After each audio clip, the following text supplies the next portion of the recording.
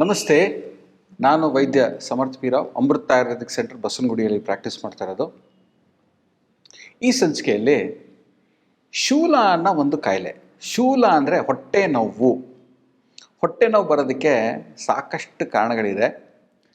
ಅದರಲ್ಲಿ ಜನರಲ್ಲಾಗಿ ಹೊಟ್ಟೆ ನೋವು ಬಂದಾಗ ನೀವು ಏನೇನು ಮಾಡಬಾರ್ದು ಅನ್ನೋದು ನಾನು ಈ ಸಂಚಿಕೆಯಲ್ಲಿ ತಿಳಿಸ್ಕೊಡ್ತೀನಿ. ವೈಶೇಷ ರತ್ನಾವಳಿ ಅಂತ ಗ್ರಂಥದಲ್ಲಿ ಈ ಹೊಟ್ಟೆ ನೋವು ಶೂಲ ಬಂದಾಗ ನೀವು ಏನೇನು ಪದಾರ್ಥಗಳು ಸೇವನೆ ಮಾಡಬಾರ್ದು, ನೀವು ಏನೇನು ಮಾಡಬಾರ್ದು ಅಂತ ನಾನು ತಿಳಿಸ್ಕೊಡ್ತೀನಿ.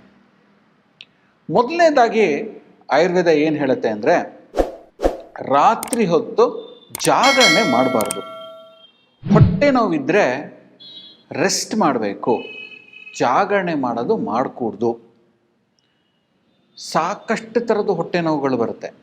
ಎಲ್ಲ ಹೊಟ್ಟೆ ನೋವುಗಳಲ್ಲಿ ಜಾಸ್ತಿ ರಾತ್ರಿ ಜಾಗರಣೆ ಮಾಡೋದು ಮಾಡಬೇಡಿ, ಮಲಗಿರಿ.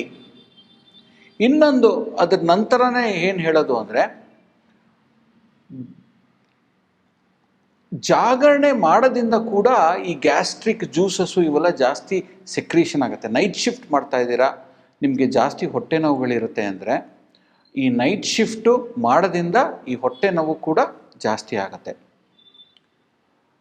ವಿರುದ್ಧ ಆಹಾರಗಳು ಜಾಸ್ತಿ ಸೇವನೆ ಮಾಡಬೇಡಿ. ಹೊಟ್ಟೆ ನೋವಿಗೆ ಮೂಲ ಕಾರಣ ಅಂದರೆ ನಿಮ್ಮ ಅಗ್ನಿ ಕೆಟ್ಟೋಗಿರುತ್ತೆ. ಸಾಕಷ್ಟು ವೆರೈಟಿಗಳಿದೆ.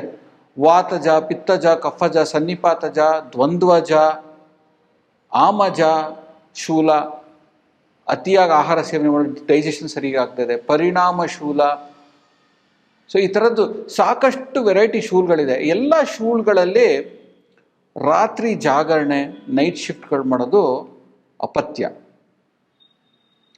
ತುಂಬ ವ್ಯಾಯಾಮ ಮಾಡೋದು ಒಳ್ಳೆಯದಲ್ಲ. ವ್ಯಾಯಾಮ ಅತಿಯಾಗಿ ಮಾಡೋದು ಕೂಡ ತುಂಬ ಒಳ್ಳೆಯದಲ್ಲ. ವ್ಯಾಯಾಮ ಮಾಡೋದು, ನಿಮ್ಗೆ ಹೊಟ್ಟೆ ನೋವಿತ್ತು, ಒಂದು ಸ್ವಲ್ಪ ಹೊಟ್ಟೆ ಸಂಕಟ ಬರ್ತಾ ಇತ್ತು ಅಂದಾಗ ನೀವು ಜಾಸ್ತಿ ವ್ಯಾಯಾಮ ಮಾಡಕೂಡ್ದು. ಉಪ್ಪು, ಖಾರ, ಹುಳಿ ಜಾಸ್ತಿ ಸೇವನೆ ಮಾಡಕೂಡ್ದು. ಹೊಟ್ಟೆ ನೋವುಗಳು ಬಂದಾಗ ಇದು ಏನಾಗುತ್ತೆ ಅಂದರೆ, ಈ ತುಂಬ ಮಸಾಲ ಹಾಕಿರೋ ಆಹಾರಗಳು ಅದೆಲ್ಲ ಜಾಸ್ತಿ ಸೇವನೆ ಮಾಡಿದ್ರೆ ಹೊಟ್ಟೆ ಉಬ್ರ, ಹೊಟ್ಟೆ ನೋವುಗಳು ಜಾಸ್ತಿ ಆಗುತ್ತೆ. ಕಾಳುಗಳು ಜಾಸ್ತಿ ಸೇವನೆ ಮಾಡಬಾರ್ದು. ದ್ವಂದ್ವಜ, ಎರಡೆರಡು ಕಾಳು ಒಟ್ಟೊಟ್ಟಿಗಿರುತ್ತೆ, ಅದು ಜಾಸ್ತಿ ಸೇವನೆ ಮಾಡಬಾರ್ದು.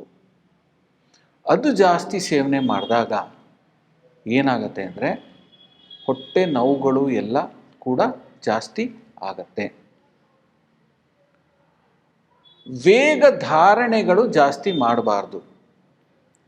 ವೇಗ ಧಾರಣೆ ಅಂದರೆ ಈ ಮೋಷನ್ಗೆ ಹೋಗೋ ಅವಸರ, ಇದೆಲ್ಲ ಕೂಡ ನೀವು ತಡೆದು ಹಿಡ್ಕೊಳ್ಳೋದು ಅದೆಲ್ಲ ಮಾಡಿದ್ರೆ ನೋವುಗಳು ಜಾಸ್ತಿ ಆಗತ್ತೆ. ತೇಗ್ ಬರೋದನ್ನು ತಡೆದು ಹಿಡ್ಕೊಳ್ಳೋದು, ಹಸಿವು ಬರೋದು ತಡೆದು ಹಿಡ್ಕೊಳ್ಳೋದು, ಕೆಮ್ಮು ಬರೋದು ತಡೆದು ಹಿಡ್ಕೊಳ್ಳೋದು, ಮಲಮೂತ್ರ ವಿಸರ್ಜನೆಗೆ ತಡೆದು ಹಿಡ್ಕೊಳ್ಳೋದು, ಇದೆಲ್ಲ ಮಾಡೋದ್ರಿಂದನೂ ಕೂಡ ಈ ಶೂಲ, ಹೊಟ್ಟೆ ನೋವು ಅನ್ನೋದು ಜಾಸ್ತಿ ಆಗುತ್ತೆ. ತುಂಬ ಕೋಪಕ್ಕೆ ಮತ್ತು ದುಃಖಕ್ಕೆ ಒಳಗಾಗಬಾರ್ದು. ತುಂಬ ಕೋಪಕ್ಕೆ ದುಃಖಕ್ಕೆ ಒಳಗಾದಾಗ ಈ ಒಂದು ಕಾಯಿಲೆ ಜಾಸ್ತಿ ಆಗತ್ತೆ.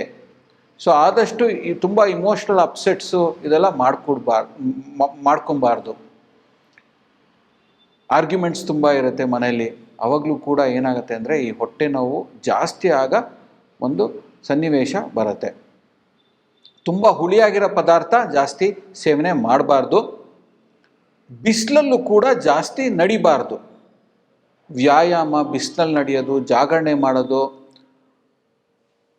ಮದ್ಯಪಾನ ಸೇವನೆ ಮಾಡೋದು ಹೊಟ್ಟೆ ನೋವುಗಳು ಜಾಸ್ತಿ ಆಗುತ್ತೆ.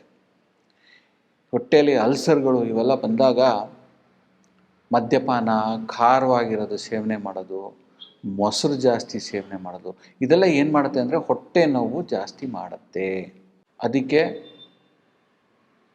ಸೊಲ್ಯೂಷನ್ನು ಏನು ಅಂದರೆ ಅದ್ರ ತಕ್ಕಂಗೆ ವಿರುದ್ಧ ಆಹಾರಗಳು ಜಾಸ್ತಿ ಸೇವನೆ ಮಾಡಬೇಕು.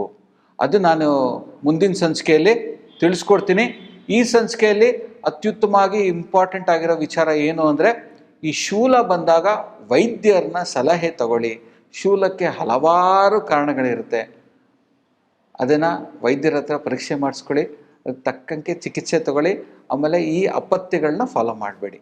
ಮುಂದಿನ ಸಂಚಿಕೆಯಲ್ಲಿ ಏನೇನು ಪಥ್ಯ ತೊಗೊಬೇಕು ಶೂಲ ಬಂದಾಗ ಅಂತ ತಿಳಿಸ್ಕೊಡ್ತೀನಿ. ಅಲ್ಲಿವರೆಗೂ ನಮಸ್ಕಾರ.